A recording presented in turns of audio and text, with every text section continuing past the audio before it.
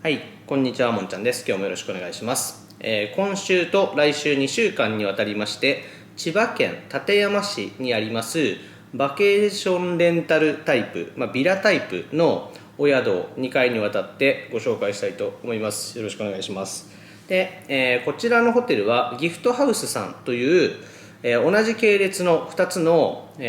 ホテルビラですかねをご紹介しようと思うんですが、こちらは今回ご招待をいただいていますが、ご招待をいただいても思ったことは言う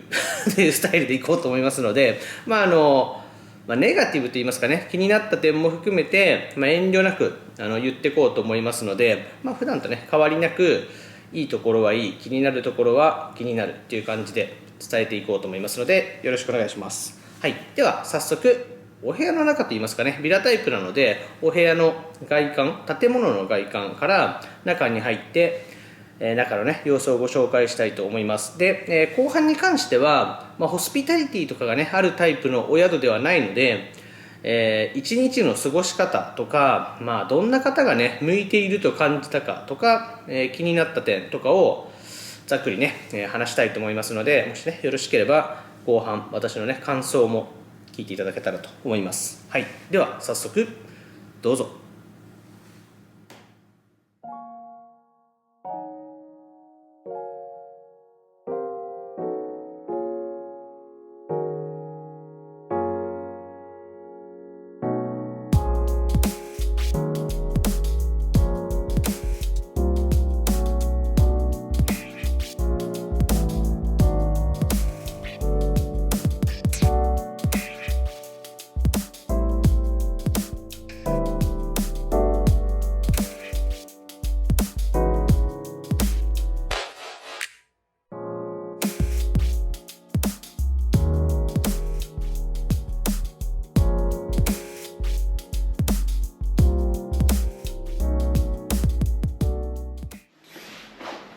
はい、ではお部屋をご紹介したいと思います。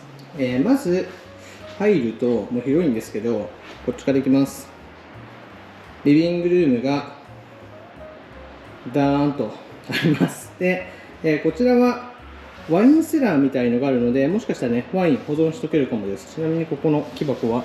オーパスワンの木箱です。もうね波の音が聞こえますが、リビングルームこんな感じで、奥にこんな感じでピカチュウいます。あとはこれなんだろう、これはよいしょ、すごいトランプとか、ちょっと開けてみますかね。これよ、はい、こんな感じでもうブラックジャックとかねポーカーやっちゃいますかね。はい、あとはUNOとかトランプもあります。すごいはい、こんな感じですね。で、もういろいろあるんですけど、ここに BOSE のスピーカーあります。もうイケイケですね。ゴミ箱とかもあり、ちょっと早速外出てみます。こちらは海が見える感じで、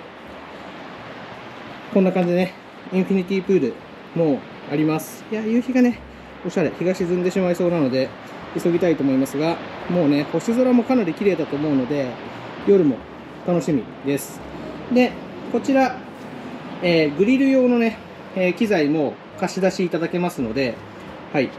宿泊の際にお願いすると貸し出しいただけます。はい、戻ります。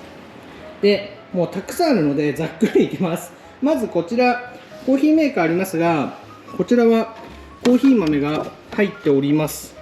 はい、地元のコーヒーということでコーヒーもね妥協なくっていう感じですね。あとはウォーターサーバーあります。あとはキッチンには一通り全てありますって感じでまとめてしまいますが、バルミューダのトースターとか、電子レンジとか、はい、グラスもねたくさんありますし、もうパーティーにも最高で、オーブンとかもねありますし、もちろん炊飯器もあります。で、こちら、シュガーとかですかね、胡椒とかもあります。で、冷蔵庫は、はい、ひとまず我々が買ってきた具材入ってます。ということで今日はバーベキューします。で、調味料とかはこちらのね、コンソメとかだしとかマヨネーズとかは初めからご用意いただいてます。はい、こんな感じで、基本的には、冷蔵庫は空なので購入してくるのがおすすめで、あとポイントは、こちらに、よいしょ、氷もありますので、氷は買ってくる必要ないです。はい、では行きます。でもいろいろね、見ていきましょう。で、これは、はい、ロックされてます。で、ここはお手洗いになってます。私、やっちゃいます。やっちゃいますが、映っちゃいますが、こんな感じです。100タイプではないですが、もうね、綺麗で、バッチリです。で、こちらがお風呂です。お風呂は、まずこんな感じで、水回りは洗面台2基のタイプです。で、お風呂、もう曇っちゃうんでね、これぐらいでとどめますが、こんな感じで外も見えます。で、そして、こちらにサウナあります。はい。なので、サウナも温度設定して入ることできます。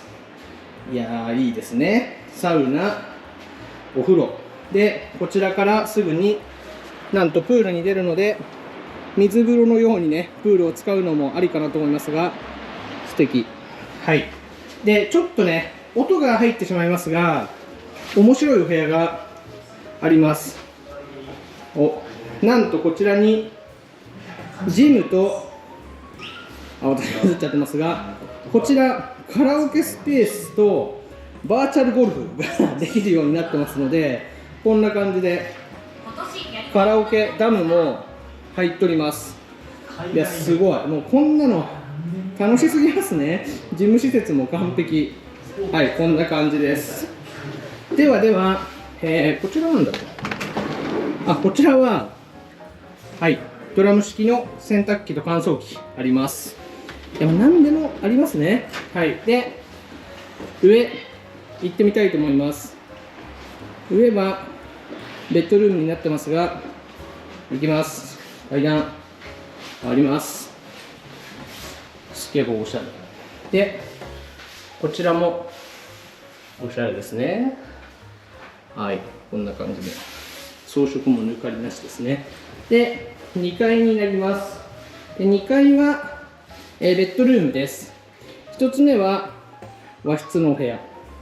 で、2つ目は、コーナーのベッドルーム、ツインのお部屋ですね。で、一応、ベッドサイドのコンセントは通常のコンセントが2つあります。はい。こんな感じです。で、こちらはバルコニーもちろん出ることできるので、よいしょ。情報を動かさないとダメかな。よいしょ。こっちかな？こっちか。こういうことかな。はい。出れました。ちょっと出てみますね。よいしょ。こんな感じで、バルコニーからの眺めも最高です。で、こちら行くと、ここ、後ほど行きますが、もう一つ、ベッドルームがあり、こんな感じの芝生のスペースもあります。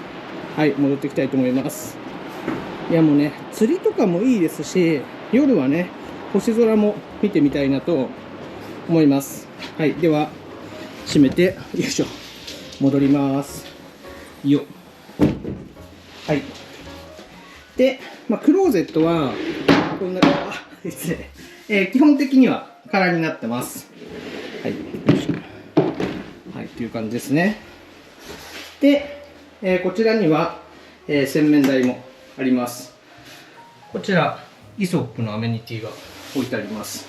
ハンドソープかな。で、こちらはお手洗いになってます。よいしょ。はい。アメニティもしっかり一通り入っております。で、先ほども、外から見えましたが、こちらがベッドルーム2です。いやー、おしゃれですね。で、ここはロックしてあるのかな？ロックされてます。はい。こんな感じになっております。で、この上は、よいしょ。行ってみますが、よいしょ。はい。開けます。よいしょ。はい。こちらは、屋上です。屋上にも出れるので、ちょっとね、ここで夜は、語らうのもいいかもしれないですね。はい。こんな感じで最後はね、ここで終わろうと思いますが、よいしょ。こんな夕日が見え、海が見え、私の影が見え、出口が見えるっていうよくわかんないですけど、はい、こんな感じの、もうね、これが全てですが、はい、素敵なビラタイプと言っていいんですかね、バケーションレンタルみたいな形のホテルになります。この後、中のね、感想とか少しお話ししたいと思いますので、もう少しだけお付き合いいただけたらと思います。よろしくお願いします。失礼します。はい、よろしくお願いします。今日はギフトハウス立山糸さんというお宿をご紹介したいと思います。よろしくお願いします。冒頭にもお話ししましたが、今回は、ご招待をいただいて来ている形になりますが、いつもと変わらず私が思ったまま話そうと思いますので、よろしくお願いします。はい、でまず立地ですが、東京都心から今回はレンタカーで来ましたが、1時間半ぐらいの距離感でした。はい、で、今回私はホテル好きのね、お友達と4人でレンタカーを借りてきたんですが、1時間半という距離感がこういろいろね話をしたり、テンションをね上げたりするのにちょうどいい距離感なね気がしました。ちょっとね非現実的な場所に行くのに近すぎてもね、リアリティが出てしまうというところがあるので、旅をする感じも出て、いろいろねこうそれぞれ散らばってるので、この何週間何ヶ月か分かんないんですけど、会うまでのね期間の話とかもできるのにいい時間だったなと思います。で今回は、お宿に着く前に買い出しに行ってバーベキューの具材とかをね買ってきたっていう感じですが、ちょっとね楽しかったなと思います。はい、で、お宿の総じたね印象を持ったまま話そうと思うんですけど、まず到着して、お部屋をご案内いただきます。でこちらはねもう普通にね予約してももちろんご紹介いただけると思うんですが、これもねとても丁寧で抜かりなく説明いただけたなっていうのが1点で、中の感じなんですけど、映像でね見ていただいているので、それが全てだっていう感じではあるんですけど、まずあるものですね、プールあります。でバーベキューの機材とかはやる方は、レンタルすることができます。で、カラオケルーム、ジムあります。こちらも利用するときは普段の宿泊料金に、付加サービスっていう感じでつける形になると思うんですけど、どうなんですかね、歌を歌うのが好きという方とかは、これはねつけた方が面白いなと思いますので、面白いっていうのですね。であとは、少しブームはね、超えたのかまだ途中なのかちょっと私は分かんないんですけど、サウナあります。でお風呂も何人ぐらいかな、5、6人で入れるくらいのしっかりしたお風呂がありますし、フルオープンにすると、半露天みたいな形にすることもできるので、気持ちよくね入ることもできるので、お風呂も最高で、お風呂は常にね温かいお湯が入っている状態になってますので、こちらもね夜中とかでも、今から溜めなきゃとかっていう心配なく、主語が抜けてますがお湯をですね溜めなきゃとかいう心配もなく入れるので、それぞれのタイムスケジュールで動けるっていうのも良かったなと思います。はい、あとは屋上に出れたりとか、テレビとかがねものすごく大きいので、任天堂スイッチとかを持ってきてみんなでやるのとかも面白いかなと思います。で今回はメンバーの方が任天堂スイッチを持ってきていたので、みんなでねマリオやったりして盛り上がりましたが、こういうのもね、童心に帰ると言いますか、面白かったなと思います。はい、で、施設はなんか素晴らしいですね。で、もうせっかくなのでね価格との比較をしようと思うんですけど、この価格ならどうなのかとか、どんな方に向いていると思ったかとかなんですけど、まず価格に関してはものすごくね安いっていうお宿ではなくて、ラグジュアリービラっていうのを、こうなんだろう、ブランドイメージというかそういうコンセプトのお宿なので、決して安いとは言わないんですけど、価格の価値があるかというと、正直まず結論から言うと、私の本心は来る方にもちろんよります。ただ、友人とか家族とかなんか非現実的な雰囲気も味わいつつ楽しもうとした時には、これはそんな高くは私は感じなかったです。なのでもう全然ありっていう感じの価格なので、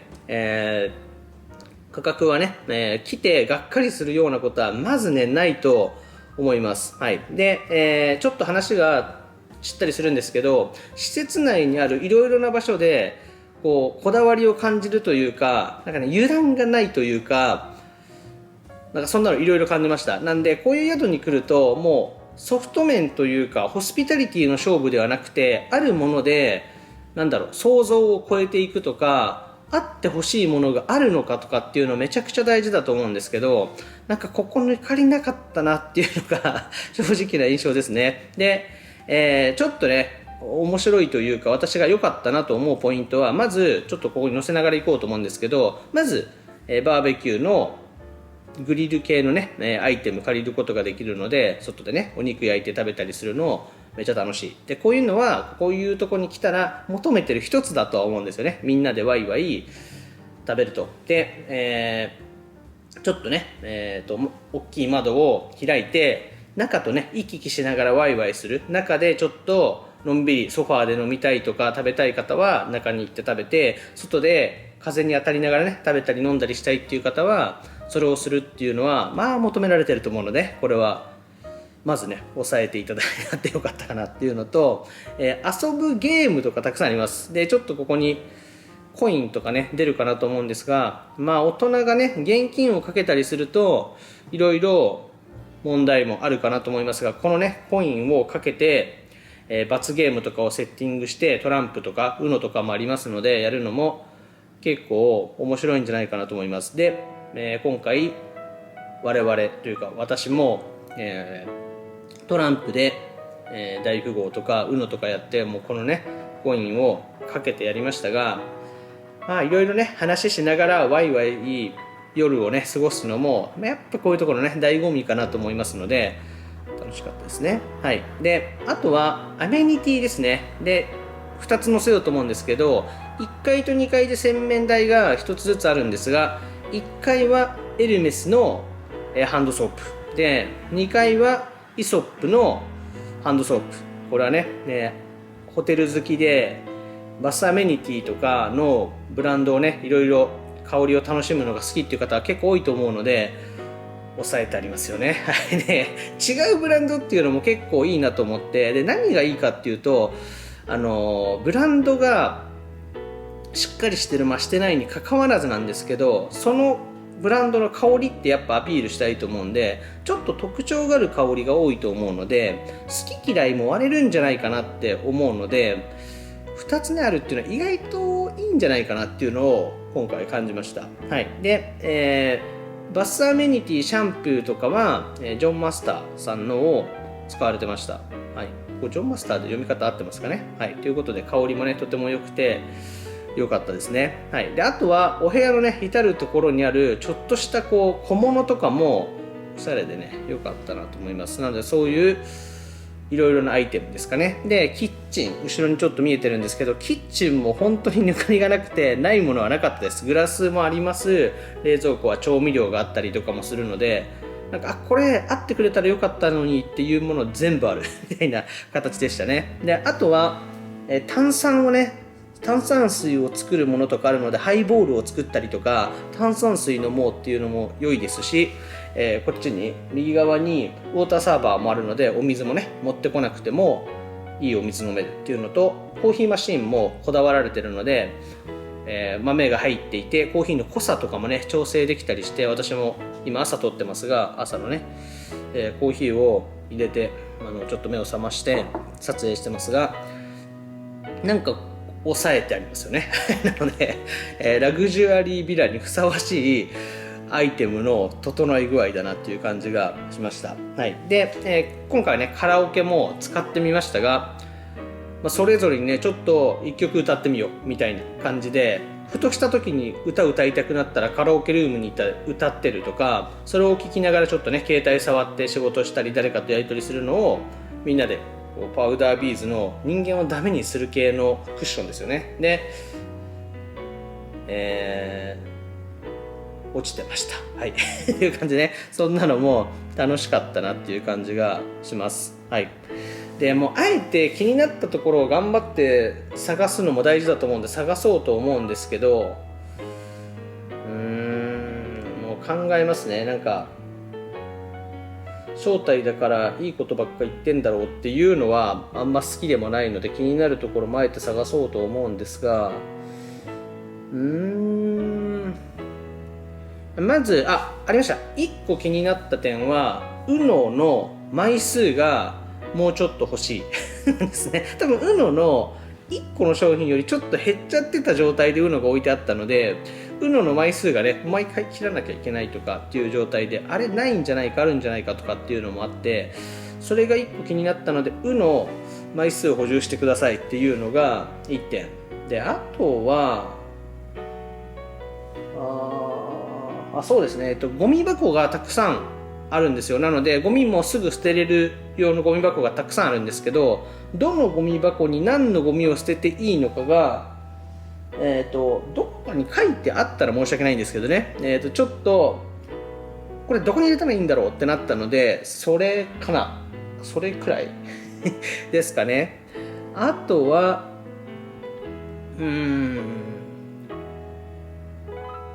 ないかなあとは本当になくて、こうビューがねとても綺麗なのはいいんですけど、そこに人工物とか近くに民家とかが入ってしまうとちょっと日常感感じちゃうとかもあるんで、そういうところ気になるとこないかなと思ったんですけど、全く入らないなので、海と海岸沿いの岩場みたいのも見えて、とてもね非現実的で良かったなと思います。で今回冬に来てるんですが、冬どうなのっていうところあると思うんですけど、まずプールはただプールで泳ぐだけだと、温水プールではこちらがないので根性の戦いになると思うんですけど、冬は冬でいいなと思ったのは、まず、サウナがあるのでね、サウナの、水風呂としてね使うっていう使い方が結構いいということと、バーベキューとかするのは全然夜でも大丈夫だったので、温度的にですかね。はい、なんかそれをインフィニティプールの前でやるっていうのはとても良かったので、これはこれで良かったなっていうことと、ビューの向きがビュービュー言ってなんかどうなのなんですけど、朝日も見れます。太陽ずっと南側登って、西にですね、東から西に沈みますっていうのがずっと見れるので、朝日も見れる、夕日も見れるっていうことで、これは結構ねどちらかしか見えないっていう方向って多いと思うんで、これ贅沢だったなと思いますね。なので、中央にいると両方見えます。より東側に行くと西側の沈むのがね、パノラマビューっていう感じで見えるっていうのとかが結構面白いなっていう感じがしましたね。はい。で気になるところを話すのにいいところを話しちゃうっていうのはどうなのかなって感じもするんですけど、こちらはドローンも推奨地区みたいな形になってるので、今のところドローンを飛ばすこともできるので、ドローン動画もね撮れます。でメンバーがっていうと、メンバーってなんかいつぞやのニュース、これはいいですねドローン映像ね撮れたので、動画データいただいたので載せようと思いますが、こんな感じで海側から見るとっていう感じですかね。ですがこういうのね楽しむのもなんか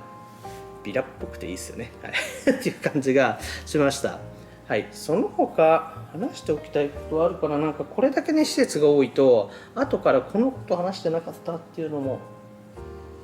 いいんですけど、タオルの枚数とかがしっかり用意いただいてるので、これもねタオル足りないとかってならないのも良かったなって思いますけどね。はい、いいかな。はい、ということで、本当に、紹介とか招待とかっていう時はゆえにねこうネガティブなことを言わないようにっていう風にしてしまうのもらしくないので、あえてねそういうことはしないように気をつけて喋ろうかなと思って一日を過ごしていたんですが、今回はね本当に素晴らしいお宿だったっていう感じです。で、まとめて2つ話そうと思います。まず1つは1日の過ごし方ですが、来て撮影します。でその後夕食の準備をしてみんなでワイワイバーベキューみたいな形でね、お肉とかお野菜とか、エビとかいろいろ焼きながら楽しむっていうのをします。で片付けて、お酒とかをね食事のまま飲みたいメンバーは飲みながらカラオケルーム行ったり、ゲームしたり、テレビゲームですかをしたり、トランプとかねしたりしながら、いろいろなことを話すっていう時間ですよね。ホテルのことを話したり、それぞれの過ごし方とかを話したりするっていう時間をとって、夜は自由行動って感じでね、そのまま残ってテレビを見てる方もいれば、いろいろね動き回ったりお部屋に行っていろいろしたりっていう方がいたりとかっていう過ごし方で、朝を迎え、で朝食は近くにね朝食食べれる、お店といいますかがありますので、そちらで海鮮とかをね今から食べに行こうかなと思いますが、こちらは今のところ週末しかねやってないっていう状態なので、もしね、平日に来るっていう方は朝食をサービスとしてつけることもできるので、こちらで、ね、食べるのもいいんじゃないかなと思いますし、調理するっていう方はね具材を持ってきて朝食作るっていうのもいいのかなと思いますが、朝はね、頼むのがいい気がします。なぜかというと、ここは夜遅くまで遊んでしまうと思いますので、朝早く起きて準備しようってなかなかなりづらいかなって気がしますね。で、あとはご家族で来られる方はあまりね料理することが多くなってしまうと、奥様とかが、非日常をね味わえないかなと思うので、頼んで差し上げるか、ここはね男性が頑張って準備をして、奥様に少し非現実を味わってもらうっていうのがね良さそうかなと思いますかね。結婚してない私が言うのもなんですが、そんな感じです。はい。で、どんな方が向いているかというところなんですけど、ご家族連れいいですよね。で、ベッドルームがいくつかあるので、